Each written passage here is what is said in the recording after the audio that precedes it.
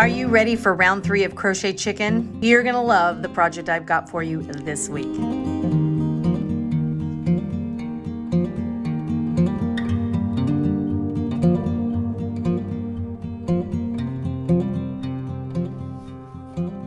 Hi guys, welcome back to the channel. It's Karen here, and I am so thrilled to be working on today's project with you. We are going to be crocheting the Chalet Mittens, and these are an ode to the traditional knitted Fair Isle design, and we are going to do this all using crochet. So I used contrasting colors here. You can also see I ran out of the green at the end. That's why that thumb is a little bit extra cream than this one. So we're using crochet stitches, and you're going to be amazed at how you're going to create this gorgeous, beautiful knitted look using something we call the knit stitch. And I have done a stitch tutorial on this stitch before. So if you want to have a deeper reference to it, I will leave a link to it in the description box down below. But it is a really neat way to use single crochet stitches to create this knit-like effect.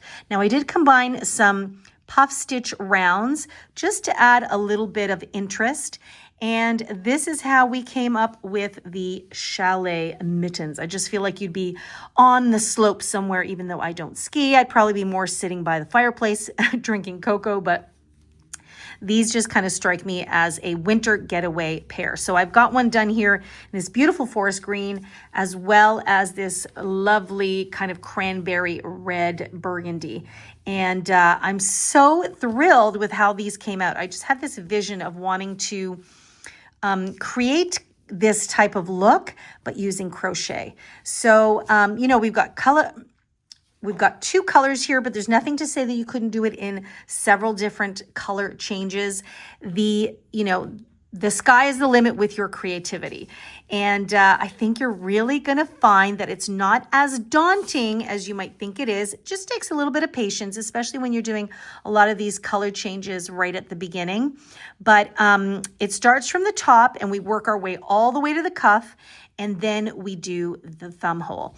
And basically, it's worked in the round. So we start off with like a little circle, and then we work our way down. So I think you'll find it pretty straightforward. So let's just get to it. We're going to talk about the materials together. Now, I actually created both of these pairs through a stash busting effort.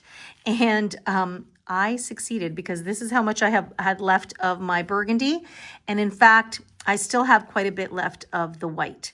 So I managed to get 2 pairs, out of these 2 balls here. And then I had similar size of balls of the cream as well as the forest green. And I won another round of Crochet Chicken. So I'm super excited about that. So let's talk about the materials that you would probably go out and purchase. Or you can also use some leftover yarn. So that's a thought too. So there's nothing to say that it has to be all one background color. You could keep changing colors with every round. So something to think about. All right, guys, let's get into the materials. I love doing things like playing Crochet Chicken. Some people call it yarn chicken. I call it crochet chicken. And so I've been thinking about this design of mittens for a long time. In fact, I've been kind of sitting on this for several months, and I made 1 mitten, which I'm very, very happy with. And I used some yarn that I had left over from another project.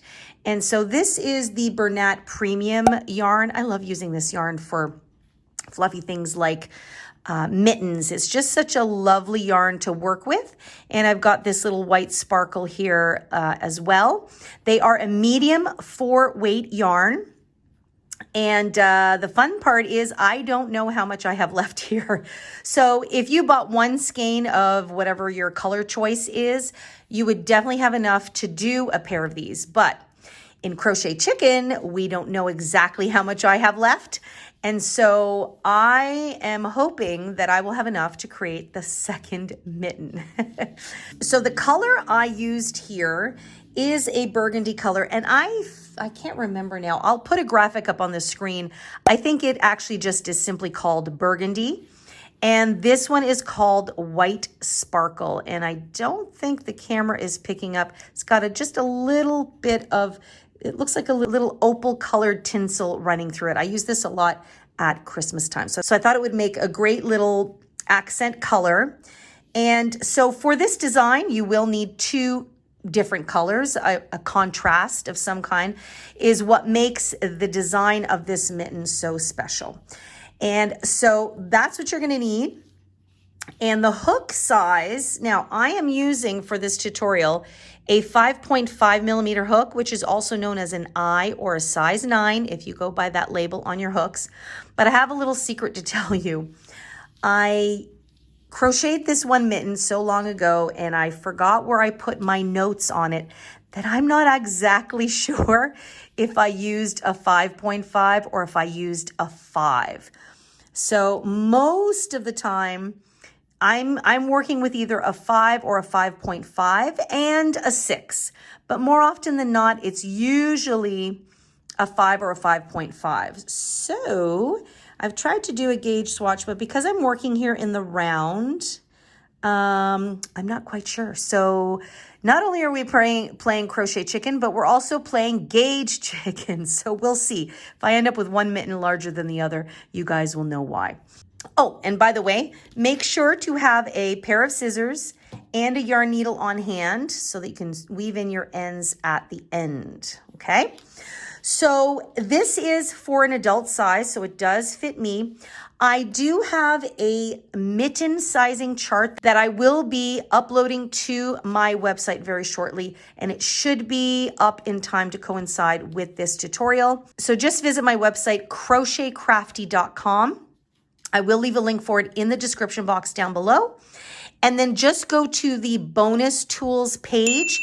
And on that page, I have sizing charts for all kinds of things. I have a hat sizing chart. I have sizing charts for babies, kids, women.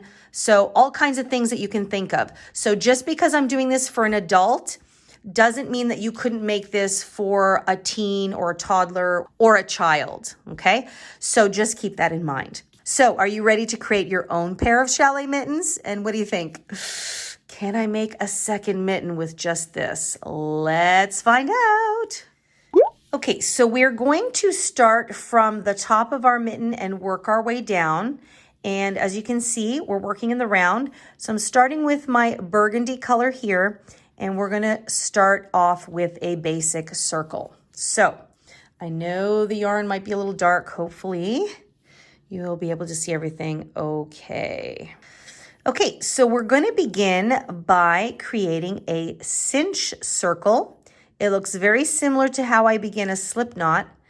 Difference is I bring the yarn through and I chain one. So I do not close that circle.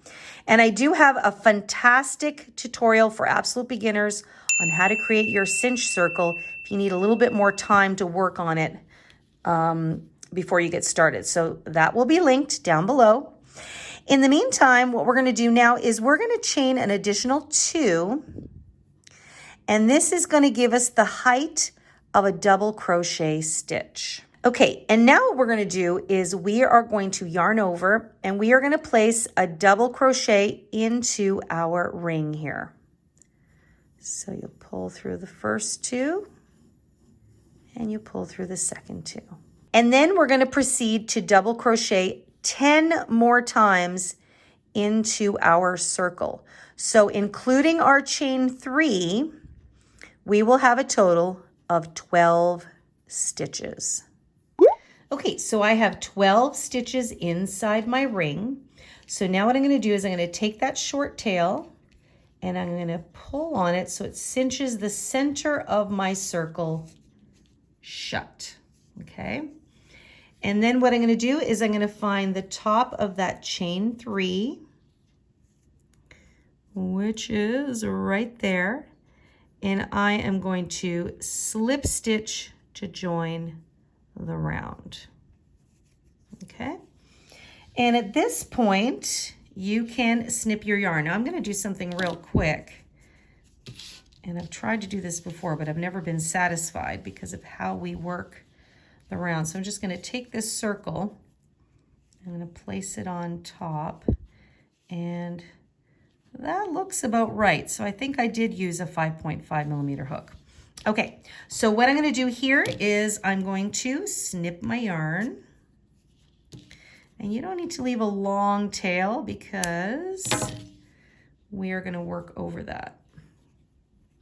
So I'm just going to fasten off here.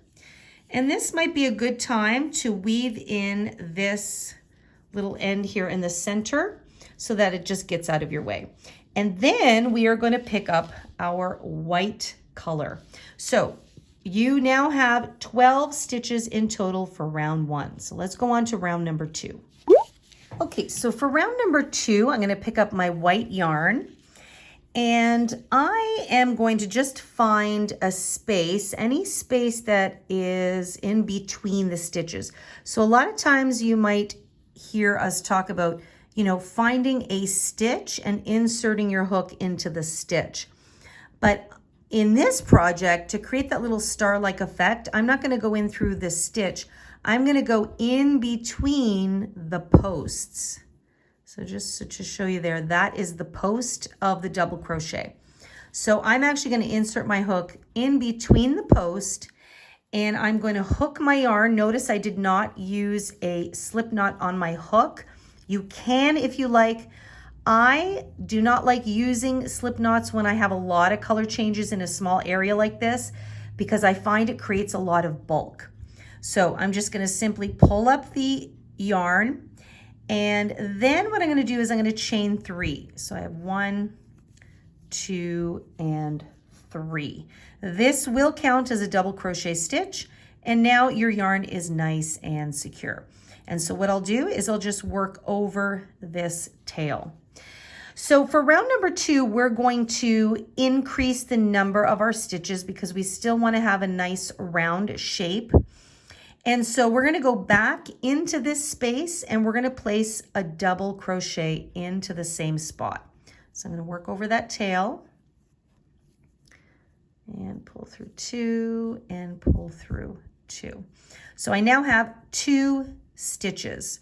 So I have the chain 3 and the double crochet. Then I go into the next space in between the posts there.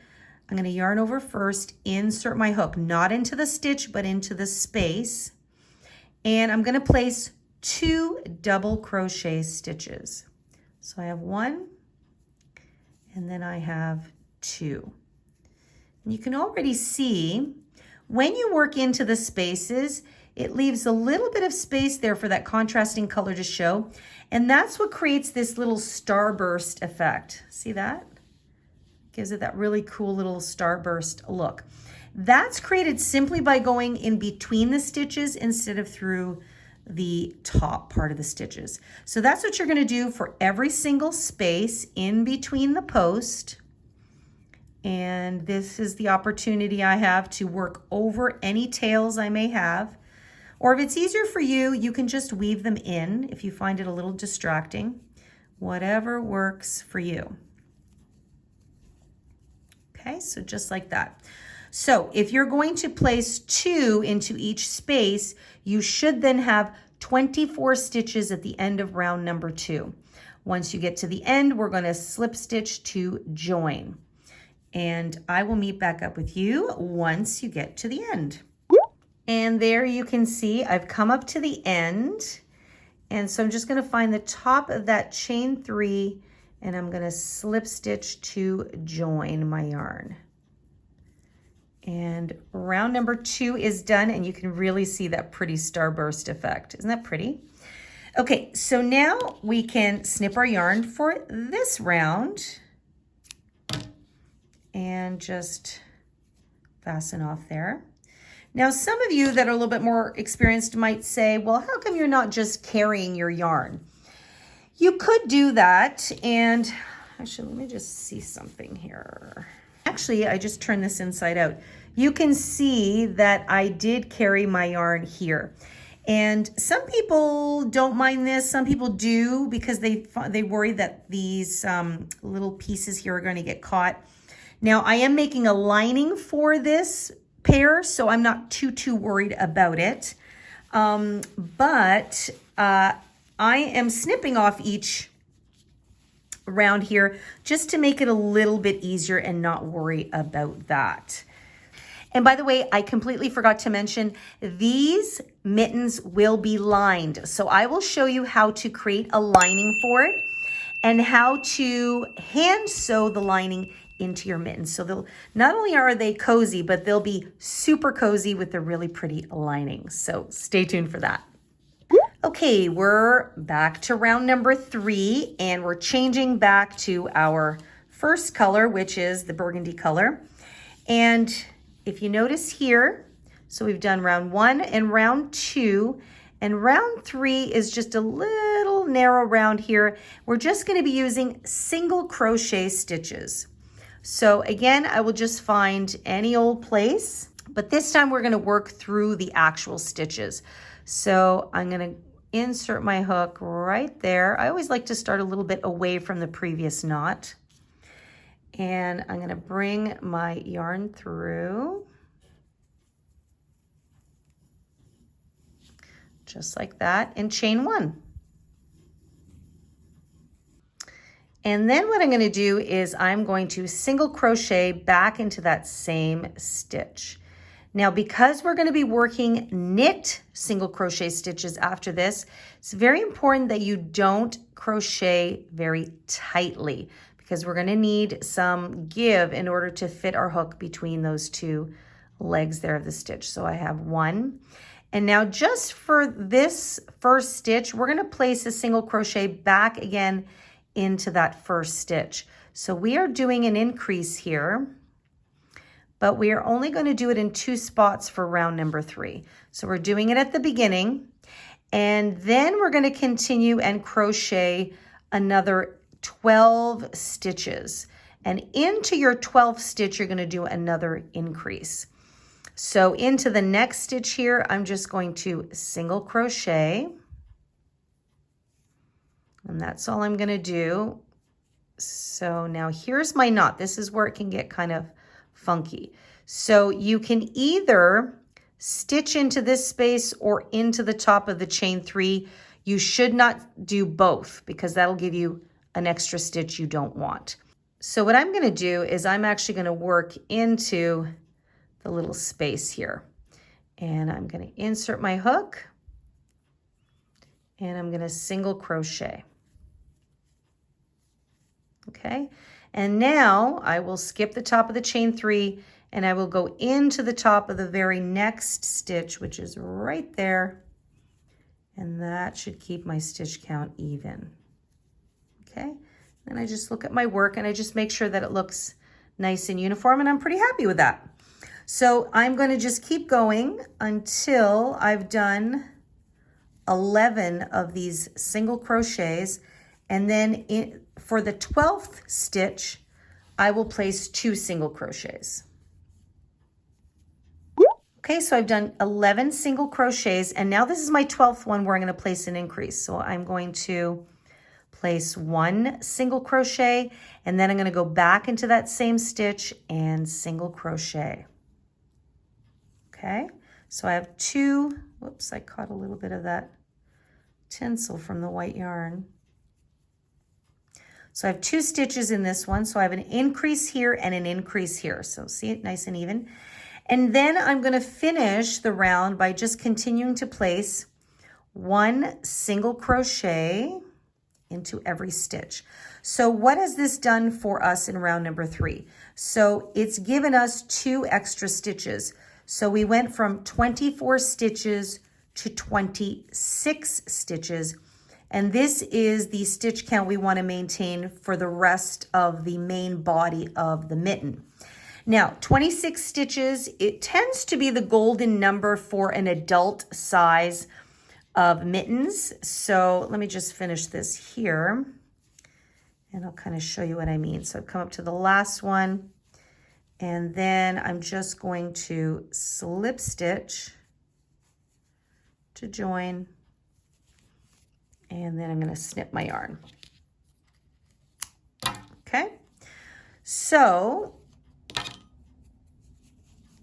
at this point you've got this really pretty circle here, and You're going to take that circle and you're just going to bend it in half here.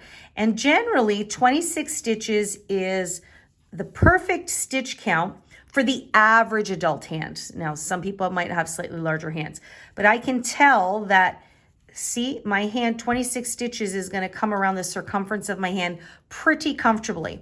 And that is the stitch count that we're going to use all the way down until just before we hit our thumb.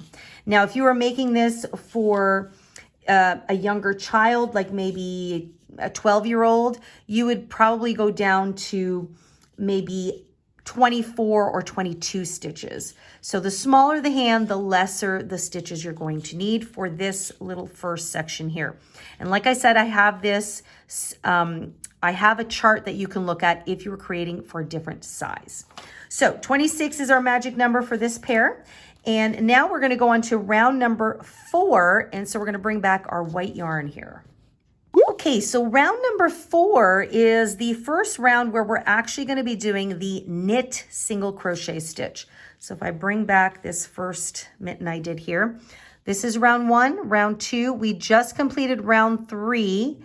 And now that we're using the white, see how they look like really pronounced V's or like knit stitches? It's because we are working into the center of the stitch, not the top. And then the next time we go back to our contrast color, it goes into the center of that stitch. And that's why using contrasting colors is so important in a design like this, because this is what really kind of brings through that design detail. So when we insert our hook here, instead of going through the stitch, which is where we can see those 2 V's there, we are actually going to go in through the 2 legs here. Let me just grab my... And I have actually a fantastic tutorial. It's more like a crochet lesson all about how to identify parts of your stitch. And if you're, you know, maybe a beginner or an experienced beginner, I find that it's a very valuable video to keep on hand. And I do get a lot of, I've had a lot of views on that. So that tells me it's been very helpful to a lot of people. So I will leave it linked down below. And so in that lesson, I show you things like a single crochet has 2 legs. And so the legs are the loops that are vertical here. And so when we work into when we try to do the knit stitch, we're going to work in through the center between those 2 legs. Usually we would be working in through the top of the 2 V's there. Again, I know it's burgundy yarn, so hopefully you can see that. So we're going to insert in between these 2 legs here. So I'm going to take my hook, and you do have to help it along because it's such a shallow stitch. And like I had said previously, this is why we don't want to stitch our single crochets too tightly. And again, I'm bringing my contrasting color, no slip knot. As you can see, we're working in tight quarters here and we don't want any bulk. So we're going to pull that through and you're going to chain 1. Okay, and then we're going to go back into that same stitch and actually single crochet. So that chain 1 just kind of helped us secure our work here. There we go. And single crochet. So you can already see that the burgundy is splitting and it's going to create this really pretty V effect. So we're going to then go into the next stitch and you can already see that those legs just nicely separating for us. Insert your hook, pull up the loop, be gentle. And when you single crochet, even in this round, don't be too tight. You want to be a little bit on the looser side. Okay, see the V is starting to form nicely. So that's all you're going to do for this round. There are no increases. So your stitch count will remain at 26 stitches if you're following along exactly with me. And I'm just finishing my 4th round here. And I have 26 stitches and now you can really see, look at how pretty that looks. So it creates that really cool V-like effect. And then I just come to the top of the very first stitch and I slip stitch to join. Okay, so as usual, I'm going to snip my yarn here and fasten off. And now for round 5 and 6, we're going to repeat that. You can see it's already starting to curl up a little bit here. And that's because we did not do any increases. So we're staying at 26 stitches. So you can see, just kind of always experiment. Yep, that looks good. And if you've already created one, then sometimes I just like to kind of compare there. And as always, anytime you're doing 2 of anything, so anytime I do a tutorial where I do a pair of mittens or a pair of booties or a pair of slippers or anything that comes in 2s, I always warn you, they're never going to be exactly the same. As humans, for some reason, our gauge can change when we repeat a second item. So sometimes you can become a little bit extra relaxed, or maybe you start tightening a little bit. So do not worry. This is the beauty of something that is handmade. So don't stress at all. Now, we just finished round number 4. So this is 1, 2, 3, and 4. So this is the one we just finished here. And you can see that we've got 2 rounds now where we go back to the first color. In my case, it's going to be the burgundy. And I'm going to repeat this knit stitch for 2 more rounds. So round 5 and 6 are going to be exactly the same using the burgundy color. So I'm going to leave you to do that. So you're just going to bring back your burgundy. Then I'm going to meet up with you when we start round number 7, when we actually do a puff stitch round. Doesn't that look so cool? All right, so I'm going to leave you to do those 2 rounds, and then I'm going to meet up with you for round number 7. Okay, so we have completed round number 6. I've done those 2 rounds with the knit stitch, and so my work looks like this. And I always like to, especially if I've already finished one, I always like to make sure I'm kind of generally on the same gauge. So that's pretty good. Okay, so now we're going to go back to our white, and this is where we are going to go on to round number 7. This is the first time we're going to use our puff stitches. Now what I'm going to do is I'm actually going to carry my yarn. I realize that, like I said, I'd put this project down for a while, and I did carry it through here. As you can see, it does decrease the amount of bulk. That's one of the big reasons why I never did a slip stitch on my hook. And another reason why I'm going to go back to it is, like I said earlier, we are going to insert a lining into these gloves. So you won't have to worry about that little carried over yarn getting caught on things, especially if you wear rings and things like that. So we are going to line these. So I slip stitched at the end, but what I'm going to do here is I just took that out. I'm going to insert my hook where I will slip stitch, but I'm going to just leave this burgundy color aside, and I'm going to pick up my white yarn. And I didn't do it earlier as well because I find when you're first starting that circle, especially for those of you that maybe are a little newer, I find that sometimes all these yarns can get confusing. So that's why another reason why I did snip my yarn. But now we're going to work up the body. It should be a little bit more straightforward. So I'm just, again, hooking that yarn and then pulling it through and then pulling it through this stitch. Now it is going to be a little wonky here. So I'm going to hold that white and I am going to pull this so that it cinches that stitch shut. And we always want to use the next color when we're closing off a round because that will help to keep the color consistent. Otherwise, there'll be a little bit of a jump, okay? And then right here, all I'm going to do with my new white color is just take that little tail, I'm going to push it aside, and I'm going to chain 2, okay? So at least now it's nice and secure. If you want to, especially because this is the first time we're joining, some people might even just like to take that tail and just tie a knot to just make it extra secure. And then I'm going to try and work over that tail after that. But in the meantime, we just take this tail, this long working tail, and we just set aside. We don't do anything with it. So now we're going to do our puff stitch. Okay, so we're going to do our first puff stitch. Now this is actually a mini puff stitch because we're only going to yarn over 2 times. Generally, a puff stitch can be anywhere up to yarning over 3 up to 5 times. And if you've never done a puff stitch before, I'm going to show you what I'm talking about. So we're going to yarn over as if we're going to do a double crochet stitch, and we're going to go into that very first stitch where we join that slip stitch there. And we're going to pull up a loop, and we want to make sure we pull it up nice and relaxed to the size or the height of that chain 3.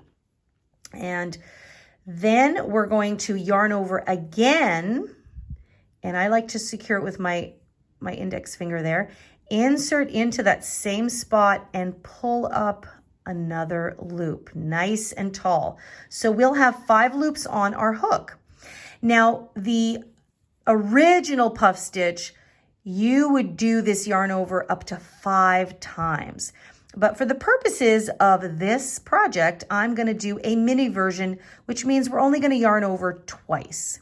So now we'll yarn over and we're going to pull through 4 of those 5 loops like that. And now you have 2 loops left, and then I will yarn over and pull through the last 2. So it creates a little bit of a puffy effect, but it's not too crazy. And the reason why I'm doing this in a mini version is because we don't want to increase the number of our stitches. And although this wouldn't increase your stitch count, if we use the 5 yarns over, it does create quite a fat stitch. So what would happen is our mitten would start to do this. And right now we want to keep it nice and consistent. So that is why we are only going to pull over twice. And so this puff stitch, you're going to place 1 into every single stitch all the way around for round number 7. So let's do that again. I'm going to yarn over, and into the next stitch, I will insert my hook, pull up a loop and stretch it up to that height. And then I'll yarn over and insert again and stretch it up just like that. And then I will yarn over, pull through the first 4, and then I secure it by pulling through the next 2. So now you can see 2 puff stitches side by side there. And so our stitch count should still end up being 26 stitches by the time we finish round number 7. So go ahead and do 1 puff stitch into every stitch, and I'll meet up with you once you've completed round number 7. All right, so I am coming up to the end of round number 7, and you can see how it can easily, see how puffy these stitches are, they go out. But don't panic, because in the next several rounds, it'll kind of curve back in. But isn't that just so cushy and lovely? Perfect for nice, cozy mittens. So you can see that I'm getting ready to close my round, but I am going to change colors now. So I'm just going to bring that to the back. I am going to find the top of the first puff stitch. So remember, this chain 3 doesn't really count as anything. And it may look like you have an extra stitch here, and this is where it can fool a lot of people. So if you're ever uncertain, just move backwards and count. So I do have 26 stitches. A lot of times when we slip stitch, we're slip stitching into that stitch, it pulls the previous stitch over a little bit. So it may look like there's an extra stitch. We call that the false stitch. So just ignore that. You're going to find the top of your puff stitch here. And then that chain 3 just gets snuggled in. But I'm going to leave this one aside, and I'm going to come back and I'm going to pick this one up here. So I just need it to reach up a little bit. And that is what I'm going to use to slip stitch to join my round. And then these 2 will just snuggle in very nicely. And don't be afraid to take that white and also cinch it in a little bit. And that's what's going to close up our round number 7. And right away, I'm going to chain 1 with that new color. And it just helps it to sit in a little bit, whoops, more snugly. So this is the main, we'll call it repeat, because the design kind of goes off on a tangent a little bit. So you can see now, see, you can fit your hand in there, and that feels probably pretty wide, especially if this is an adult mitten. But that's because of the puff stitches. So if we look at our first mitten here, This is the round we've just completed, okay? Next, we are going to go back to our knit stitches, and I'll leave a graphic up on the screen as well, just to kind of where you can press pause and follow along the repeat, because now we've done all of these stitches. So it's just a matter of which rows you repeated on. So what we're going to do next is we're going to do that knit stitch, and we're going to repeat that for 4 rounds. I'm not sure if you can see with the dark color. Then for the 5th round, we will bring back our white, and then we will do 2 more rounds in the burgundy before we bring our puff stitch back again. So essentially, it's like an 8-row repeat right in the middle here. So we've got 4, 5, 6, 7 rounds. These are all knit stitches. It's just that in round number 5, we change colors. So you have 7 rounds of knit stitches and then a puff stitch. And then we're going to do another 7 rounds. So don't look at this white one here. And then we are going to form our thumb hole. Okay, so let me just, before I get ahead of myself, I'm just going to take you through. So we've just switched back to our burgundy color. So now we're going to go back to the knit stitch. Now, because these are double crochets we are working into, what we're going to do is, instead of actually working into the stitch, we're going to work into the spaces between the stitch. Okay, so what I'm going to do is I'm actually not going to go in between here, because this is the chain 3 and we want to just ignore that. So what we're going to do is, we've chained 1 and we're going to move into the next space here, and you're going to single crochet. Okay, and again, that'll cozy that up there. And so for this row, or round I should say, this is round number 8, we're simply going to go, whoops, in between our stitches and single crochet. Make sure this one stays far away, because it's easy sometimes for it to get tangled. So 1 single crochet in between each and every one of our puff stitches. See that? So then it creates a nice little nestled effect. All right, so I'm coming up to the end of this round, and many of you may have noticed that I actually was using a different hook for round number 7, and that's because I was not paying attention. I have several projects on the go, so I picked up the wrong hook. So if you notice that, please ignore it. It should have been my regular hook. So thankfully, I only did 1 round, and this will affect your work, right? So half a size, this will start to increase the width of your mittens. So just be aware of that. So I did change back to my 5.5, and now we're finishing round number 8. And so we're going to place our last single crochet into this space. Now it may feel funky because it's like, oh, that seems like a big gap there, but do not worry. So I'm going to do a single crochet stitch there. Okay, just like that. And they just get nestled in together. And now I'm going to slip stitch to join my round. I'm going to slip stitch into here. And now when you're carrying colors, like I'm not going to change back to the white because I'm going to do 3 more rounds of the burgundy, but you want to make sure that your non-working yarn gets carried up with you. So I always like to actually place it over so that it gets trapped in there. And then, whoops, hold on, let me do this again. So what I like to do is I go to slip stitch, I insert my hook, and then I just make sure that I place this white over and I trap it in there when I slip stitch. Okay, so you see? So it just gets carried up. So you might see a little line as you carry the color up. But that way, it just nestles it in with each round as you go. So this is round number 8. And so for round number 9, 10, and 11, we are going to do our knit stitch. So you chain 1, and then you're going to go into that very first stitch. And remember, we're going in through the vertical loops, in between those 2 loops there, which are also known as the legs of the stitch. And sometimes it's a little snug. I like to use my yarn needle just to kind of loosen up that spot a little bit there. And then it helps that hook kind of fit through. There we go. and I do my knit stitch, okay? And then you just go into the next stitch and you do the same thing. So when the puff stitch round is complete, your mitten will start to balloon out a little bit, but then when we go back to the knit stitches, this is what brings it back in. So as I said before, you're going to continue with the pattern of these rounds, which I will leave on the screen here. And you just want to press pause and follow along. And so if you're making the adult size, then you'll follow it along exactly with me. If you're making any other size, what you want to do is you want to keep repeating this pattern of knit stitches and puff stitches until you get to just the top where your thumb will begin to open. If you have the person that you're making it for with you, like if it's a child or a relative or anything like that, you can just, fit this over their hand and keep going until it reaches this point. And at that point, that's where we're going to create the thumb hole.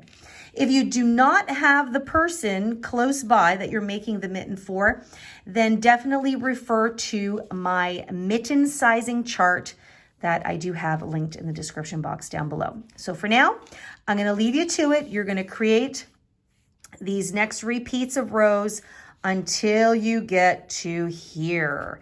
And that's where we're going to form the thumb hole. So I will see you in a little bit. Okay, so I've gotten my length and you can see I've reached really comfortably to where my thumb is. So I've done 2 rounds of now this burgundy color, just like I did there. And just before I ended the second round, I just wanted to see where my thumb would end. So this is where we're going to pick up. Now, because this is for my left hand, so I had to work all the way around before we started thinking about the thumb hole. And this one you can see is for my right hand, and you can see the seam slightly more visible there. And in this one, I was trying to keep the seam as close to kind of where the thumb and finger meet. So what we're going to do now to create our thumb hole, this is where some of the magic happens.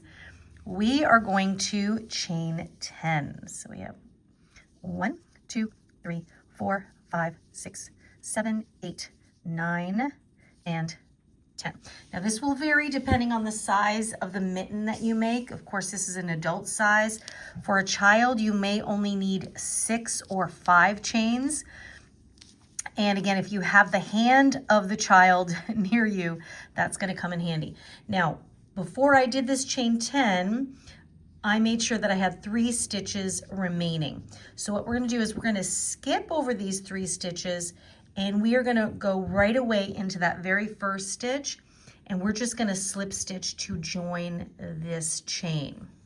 Okay, so let's just see here, insert and slip stitch just like that. So that now gives us an opening for our thumb.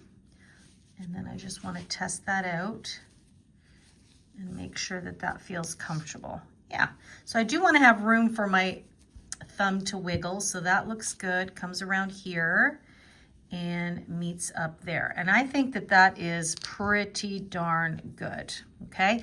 You also don't want it to be too loose because then it's going to come hang down here. So I think I'm going to be okay with that. I could take out 1, but as we come back and do the thumb, this will tighten a bit. So I think I am going to leave it at 10 plus my 3 skipped stitches. That means I'm going to have a total of 13 stitches in total to go around my thumb, and that's nice and comfortable. If you're doing 12, it's not a problem either. 14, I think you've got a big thumb. Okay, so now I've completed this last round, which for me was round 23. So round 23 included the thumb hole opening. So now all I'm going to do is I'm going to continue on to create the rest of the body of the mitten. So if I compare it to this one here, you can see where I am. So we've created the thumb hole here. And so now I'm going to switch back to my white yarn. I'm going to do 1 round of the white. And then again, I'm going to do 4 more rounds of the burgundy in the knit stitch, and then one final round in the white, okay? And once you get to there, then we're gonna pick up and we're gonna work on creating our ribbing for our cuff. Okay, so we've pretty much got 4 more rounds to go of just using the knit stitch again. So this was just to show you the opening, and now we're going to continue as usual. So just to kind of take you through that, what I'm going to do here, because we slip stitched to join with our thumb hole opening, what I'm going to do is I am going to chain 1. I'm going to single crochet to pick up a loop, but I'm going to drop this burgundy, and now I'm going to pick up the white. So that way the white will start here, okay? As opposed to starting right in the opening. I just feel like it just makes things a lot easier. So then I continue on with the knit stitch. So I just find that little spot in between those 2 legs of that stitch, and then I single crochet, okay? And you know the drill.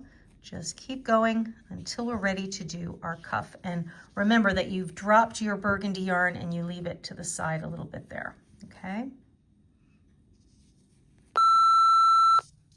Okay, so I forgot to kind of take you guys through going over that thumb hole, especially if you're a little newer. If you guys have done mittens before, then you don't have to worry about this part. But if you're a little newer, this is just going to kind of guide you through. So we are now just about to go on to the chains here of the thumb hole opening. I've just changed the colors. So I'm just going to go ahead and do my last knit stitch into the last full stitch. And now I'm going to be working in through the chains. So what I want to do is just work my way in through the top for now.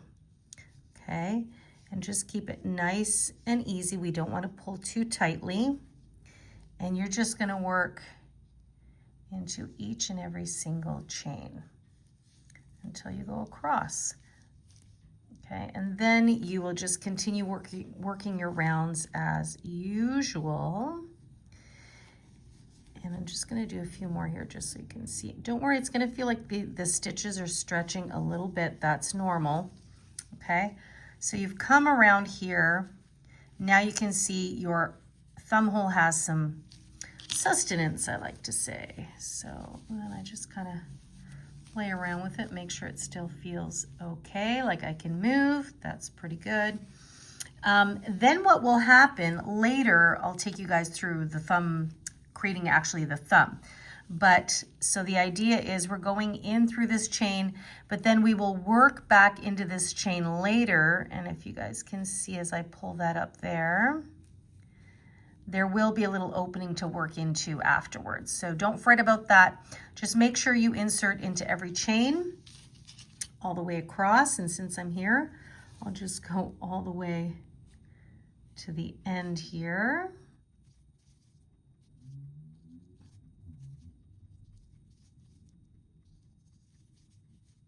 And that's the last chain.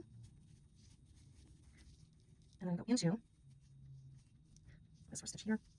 And now all I'm going to do is slip stitch to the top of that first single crochet that I did, just like that. Okay, so now that round is done, and then all the subsequent rounds are going to be easier. And in fact, I shouldn't have done that. I should have slip stitched with the new color. So at this point, I'm going to drop the white, and then when I go to slip stitch, I'm going to pull through with the new color, just like that. Okay, and then I continue on as usual. I'm going to go right in between those 2 legs there. I'm going to trap that white in there.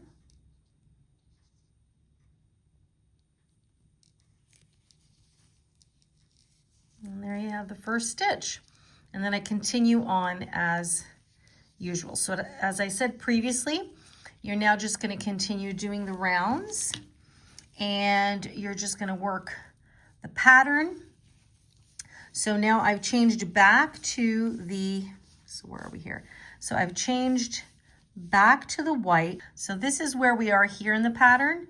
And then I'm just going to do 4 rounds of the burgundy, 1 more round of the white, and then we're going to meet up to do the cuff. Okay, so I have finished these final rounds, and now we're ready to do the cuff. So I'm just going to put this on here to make sure it's all still good.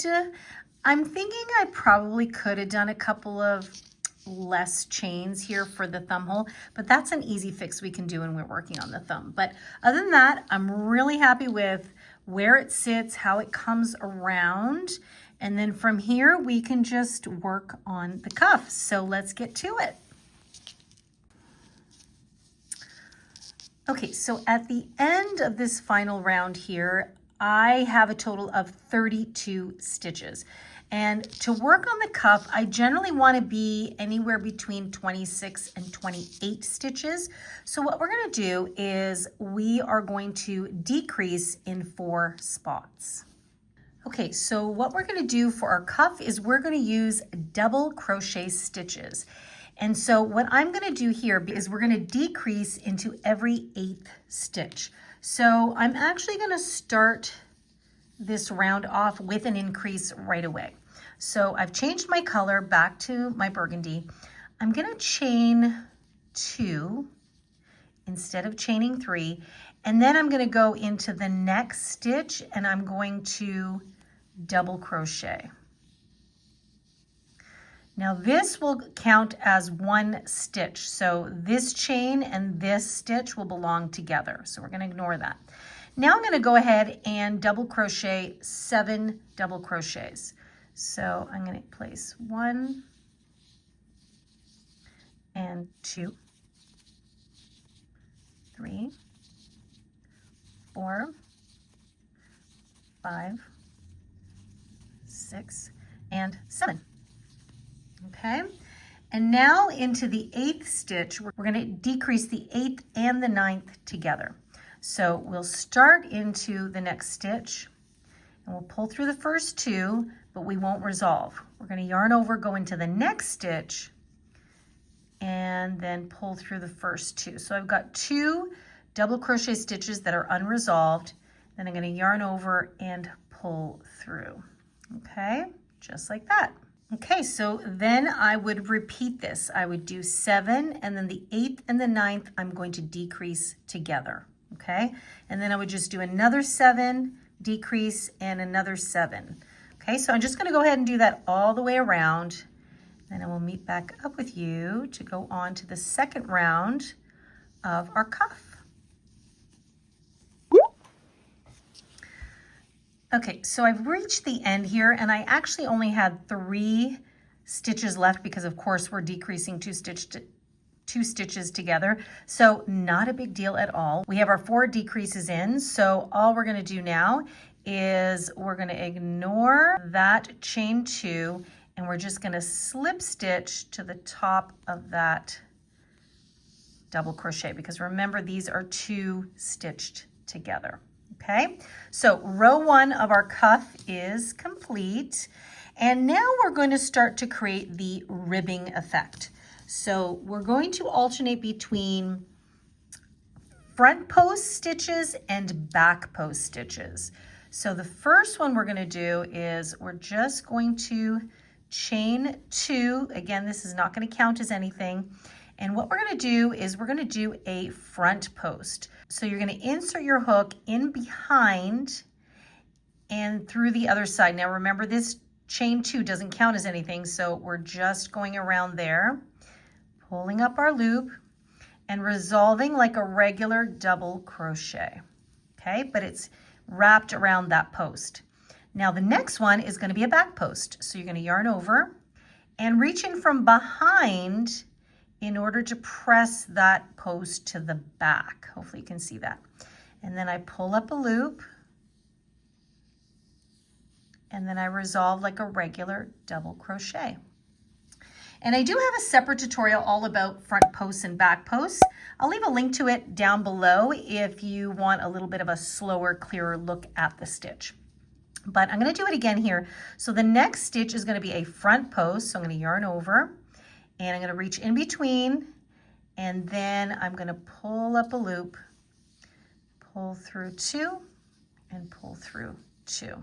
Okay, so you've got front post, back post, front post. Next one is a back post. Yarn over, go in from behind to press the post to the back. And then we're bringing up a loop, pull through 2 and pull through 2. So this is what you're going to alternate all the way around. Now I'm going to do a few more until I get to this decrease here, just to show you guys what we would do. So I'm just going to continue on with my pattern here. I've got a front post and then a back post and then a front post. And then the next one is a back post. So that means the following stitch is going to be a front post double crochet. Now, these 2 stitches have been decreased together, so you treat them as one. So what I'm going to do is I'm going to yarn over and I'm going to insert my hook and I'm going to push both of these posts through because they belong to the same stitch, similar to what we did at the beginning there. Then I'm going to pull through, yarn over, pull through 2, and yarn over, pull through 2. And so right now that you can see it's wrapped around both, but as you do subsequent rounds, then it just kind of gets lost in the sea of posts, so to speak. So that is all you're going to do for the rest of round number 2 of our cuff. So hopefully you can see a little bit of the texture happening now. So I'm going to go ahead and do that, and then I'll meet up with you for the 3rd round of your cuff. Okay, so we've come to the end of the round, so all we're going to do now is we're just going to slip stitch into the top of that very first front post double crochet. So we're not counting that chain 2. Okay, so the 2nd round of our cuff is done. So now you can see it's creating a little bit of texture, and those decreases just help to nip in towards the wrist a little bit nicer, just like that. Okay, so now it's going to be pretty easy. We're going to do a total of 5 rounds for our cuff with the double crochets. Now we've already done 2, so you're going to go on to round 3, 4, and 5. And now it's going to be easier because you're just going to mimic whatever you see. So I slip stitched to a front post. So I'm going to chain 2. So I'm just going to ignore that chain. And I'm going to go around the post. So the chain 2 doesn't really count as anything in this project. It's just going to give us a chance to create some height.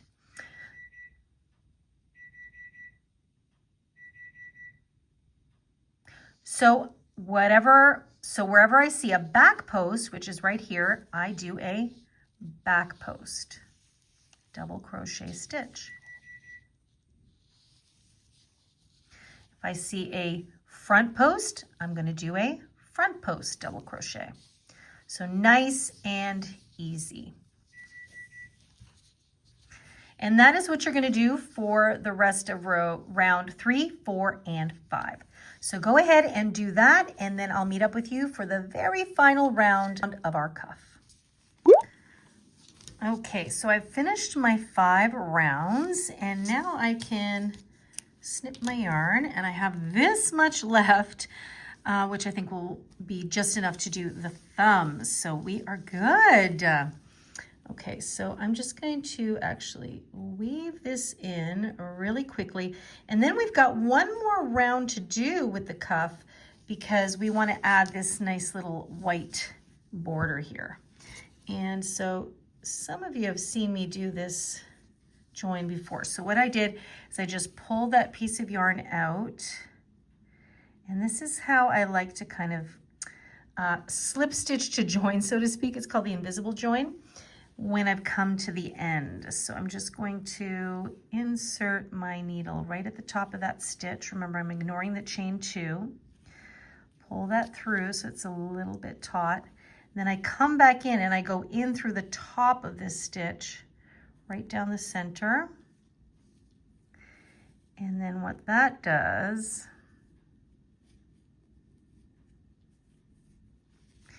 is when I pull that close, see, just looks like a regular stitch. So it's nice and hidden. And then I'm just going to proceed to weave in this end and hide it in here. So I'm just going to go ahead and do that, and then I'll be right back to get us going on the final round here. Okay, so all of my ends are woven in, and now I need to bring back a little bit of this white yarn, and we're going to just do a nice little finishing off round just to kind of solidify the white there. I kind of like how that just kind of caps it off nicely. So all we're going to do is just a nice easy single crochet round, and you can just start anywhere. So I am going to start right here. I'm going to insert my hook, and I'm going to pull a loop through, chain one, and all we're going to do is single crochet into each and every single stitch. So I'm just going to go right back into this stitch. I'm going to single crochet. I'm going to work over that tail as well. And then I'm just going to go into the next stitch. So it happens to be a front post, but I'm going to work into the stitch. And then the next one, it's a back post, but I'm just going to reach over and insert. So basically this will just kind of even the edge out from the bumpiness, we'll call it, of the alternating post stitches. Okay, and that's pretty much it. And then your cuff will be complete. And then we'll go on to the thumb, and we're almost there. Okay, so everything is crocheted and ends are woven in, and now the last thing to do is add our thumb. Now we do want our thumb to have a little bit of pattern to it, just like this one, so that when you're wearing it, it looks somewhat consistent. So we just have a couple of little parts where we're just going to bring our white in, but for the most part, it's going to be nice and straightforward. So what we're going to do is we are going to find a spot, and I actually am going to shrink this thumb hole just a wee bit. So I think I've counted like 15 or 16 stitches. Generally, I like to stay in between the 12 to 14 range. So we are going to fix that with a couple of decreases, and we're going to be good to go. So I'm going to start not right in the corner, but maybe just 2 stitches away from there. Now this part is going to be tricky because this is the chain we're going to be working into. So you're going to have to help your hook in a little bit. So I'm just going to bring that in here. I'm just going to help the hook get through because it's a tight space because we've already stitched on one side. And this is the reason why, again, I am not using a slip knot. You've probably noticed that. So depending on the project, I won't always put a slip knot on my hook. I'll just pull the yarn through and then do a little chain one to secure.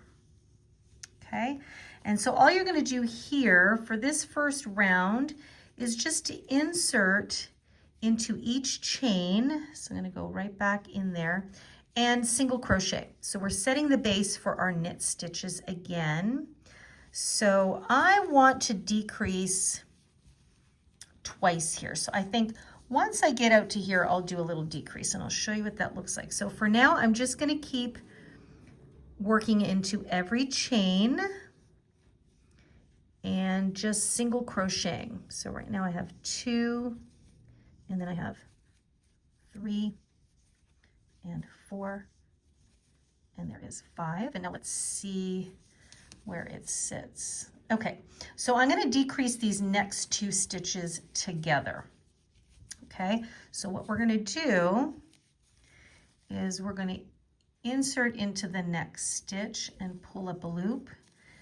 But then instead of yarning over and pulling through, we're going to go into the next chain and yarn over and pull through. So now I've got 3 loops on my hook. I've got 2 live stitches going, and now I'm going to yarn over and pull through both of them, and they have now become 1 stitch. So technically this is my 6th stitch. okay? And now I'm just going to continue the rest of the way, placing 1 single crochet into each chain. So this would give me 7. And then this one would give me 8.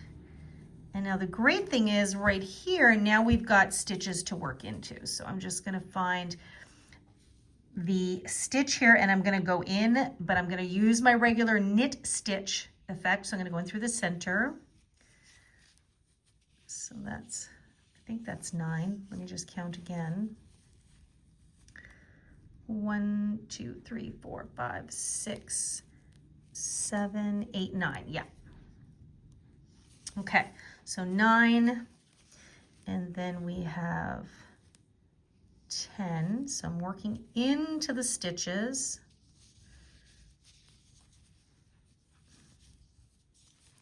And then we have 11. Whoops, I skipped that. Can be a little tight sometimes.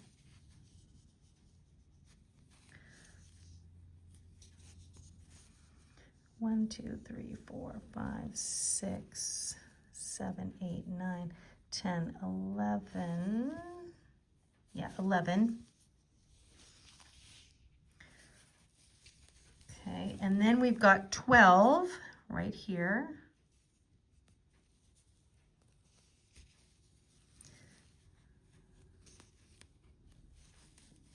And then we've got this gap here. So I think I'd like to have, let's see if I can do 13. So I am going to decrease the next 2 stitches together. So this is just the base here of that chain. So I'm going to insert into there, pull up a loop, and then you've got a little bit of a chain action here. So what I'm going to do is I'm just going to ignore that. I'm going to go into this little spot here. So what we're doing is we're trying to cinch this spot closer together so that you don't see a gap. So I've got 3 loops on the hook there. Then I'm going to yarn over and pull through all 3. And this closes up any gap I had there. So that's stitch 13. And then basically I can go into the next one, and that's stitch 14. And I think that's good. And it's just perfect. And then I come here and I slip stitch. Now what I like to do is I like to go into the center of the V and not the top to slip stitch. And I find that that helps to maintain the look of the knit stitch. So then I just pull that through and pull that through. Okay, so this is the trickiest bit, is creating the first round, because this becomes the base of the stitches we're going to use for the thumb. So now we'll have actual stitches to work into and our job is a lot easier. And so now I'm sitting at 14 stitches. So I'm going to do another round. So just like here, I have 2 of the burgundy and then I have 1 round of the white. So I'm going to do another round and then I'll meet back up with you when we're reintroducing our white yarn. Okay, so it's time to bring our white yarn in. I've just come up to the end of that second round, but I have not slip stitched to join. And that is because we are going to do a color change. So I am going to insert my hook into the center of that stitch, because remember, we still want to use the effect of the knit stitch. Yeah, but instead of bringing through the burgundy, I'm just going to drop it and leave it over there.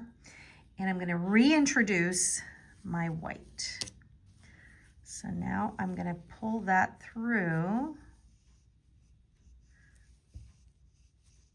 and then pull it through here. Give this a little pull. Great. See, so now it's going to come out through that stitch. And then I just like to twist that tail over there. And now I'm going to begin my knit stitch back into the same spot where I slip stitched. Okay, I just have to keep pulling on this one a little bit. And there we go. So now we just continue on the way. So we're going to do 1 round. This is now our 3rd round in our thumb. And I'm just going to continue on. Whoops, I want to work over that tail. I'm just going to continue on with my usual knit stitch. Whoops, I got a little excited that I kept crocheting without recording. So I've slip stitched to join. I've still got my 14 stitches now. And now I'm starting on my burgundy round. And this color is now going to continue with us for 4 rounds. So I'm just going to follow the same thing I did for this thumb here. So we have 1, 2, 3, 4, 5, 6. Sorry, I think I said 4. It's 6. 1, 2, 3, 4, 5, 6. Yes. So 6 in the burgundy, and then I'm going to do 1 more in the white, and then I'm going to do 1 more in the burgundy, and then we're going to start doing a couple of decreases before we cinch in the top. So I'm going to leave you to do these next few rounds until you get the first round done of the burgundy after this round here. And then we'll meet up and cinch up the very end of our thumb. So you're going to do 6, 7, 8 rounds before we meet up again. And we're almost done, guys. Okay, so I have reached that first round after the white. And you can see the tip of my thumb is just about covered. So we are doing pretty good. If I put on the other glove, you can see that they are very similar. So we are good to go. We just want to do a decrease round here. And so basically I'm just going to decrease every second round, or every second stitch. So I've just done the first one here. So into the next one, just going to pull up a loop like I normally would, but then I'm going to go into the very next stitch, do the same thing. Okay, and then from there I'm just going to yarn over and pull through all 3. And so that's how we decrease a knit stitch, very similar to any other stitch. So into the following, I'm just going to place a regular stitch. So I'm going to insert my hook. You probably have gained through this project that you want to keep your stitches somewhat relaxed so that we can get through the center there. And then again, I'm going to decrease the next 2 together. So I pull through 1, whoops, there it is. And then I go into the next one and I do the same thing. Okay, so you have 3 loops on the hook and pull through.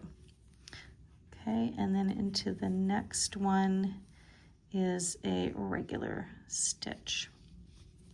So you should start to see a little bit, whoops, I pulled out my tail there.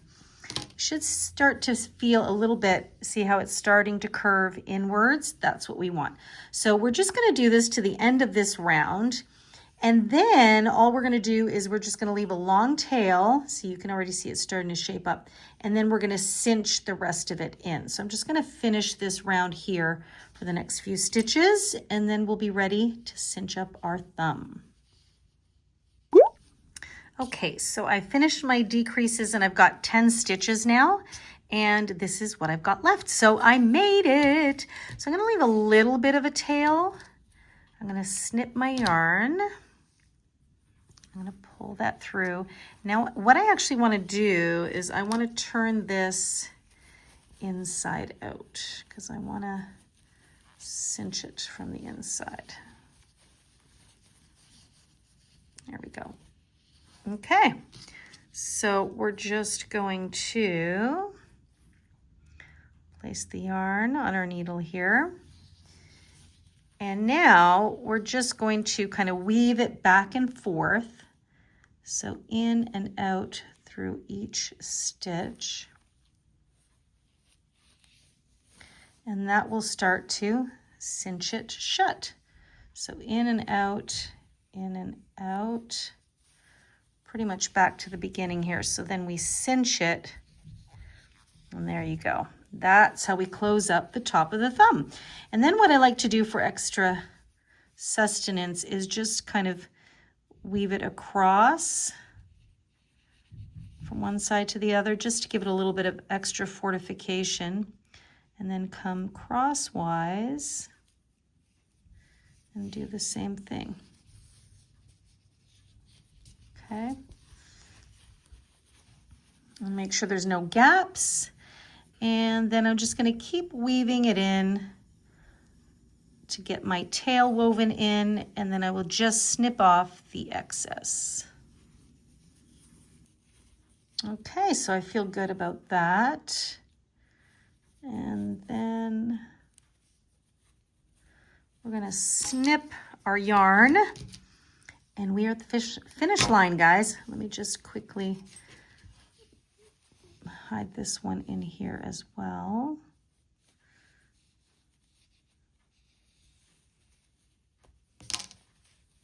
There we go. So now we can turn it right side out. Look at that. Look at how seamless that looks on the outside. Love it. And then I'm trying it on. It fits perfectly. Oh my goodness. Look at how adorable these are. What do you guys think? The chalet mittens are complete. I just love how this looks so intricate and really complicated, but it's really not. I mean, it's just a matter of changing color, obviously, and then we have the little puff stitches here, but I'm so excited with how these came out. So we have these in the burgundy, and of course, I also did these in the green and the cream sparkle. Look at these. We are ready for a chalet weekend. You can see there that I ran out of the green, so I just used the cream for the tip of the thumb, but hopefully nobody will notice, or it will be an added little quirk to the pair. So that is it, guys. I hope that you have had a lot of fun working on this particular project, especially because I know you probably took a look at it and went, oh boy, I don't know if I'll ever be able to do that. And here you are. So you have done it, and we've done it in crochet. So if you were worried that you'd have to learn how to knit if you're not a knitter, you did not. So you're able to do it using crochet. And this is what I love about this channel, is just kind of discovering ways to use the craft of crochet in all the things that bring you joy. Now, if you have any deeper questions, as always, make sure to leave a comment for me in the comment box down below. And or I know many of you do like to email me directly, so feel free to do that. Email me at info@crochetcrafty.com, and make sure to attach a photo of your work so that I can see what's going on there and be able to better answer the question that you may have. I'm so excited about this project. It took me a while because I had put it down, and then I finally came back to it. So those of you that have seen my stash busting video just before the new year, you know I talked about these mittens, and there's going to be a few other projects coming up that really have been on the hook for a long while. And so part of my goal, at least to the start of this new year, is to get through those projects, finish them, and get them out of the way. So I hope you've had fun working on this one. I definitely would like to see the photos of your mittens. I am dying to see, you know, how creative you're going to get with your colors. Like maybe you're going to use more than just 2 colors. Maybe you're going to use 3 or 4. Maybe you're going to do it all in one solid color, which I'm sure would be very elegant and pretty as well. So make sure to tag me. You can find me on Facebook and Instagram. I spend more time on Instagram, but you can find me at The Stitch Sessions. And if you have not checked out the Crochet Crafty website, that's the website that's affiliated with this YouTube channel, then please go head on over there and visit the site. There's a lot of great resource tools there for you, like sizing charts. That's where you're going to find the sizing chart to these mittens, as well as planning checklists. There's a bunch of free written patterns, as well as a link to my Etsy shop for some of the other patterns that you may have seen here throughout the channel. And that is it, guys. So I hope you have an amazing day. I hope you stay very toasty. Take good care of yourselves, because you know this is probably flu season. And I will see you guys in next week's session. Happy crocheting!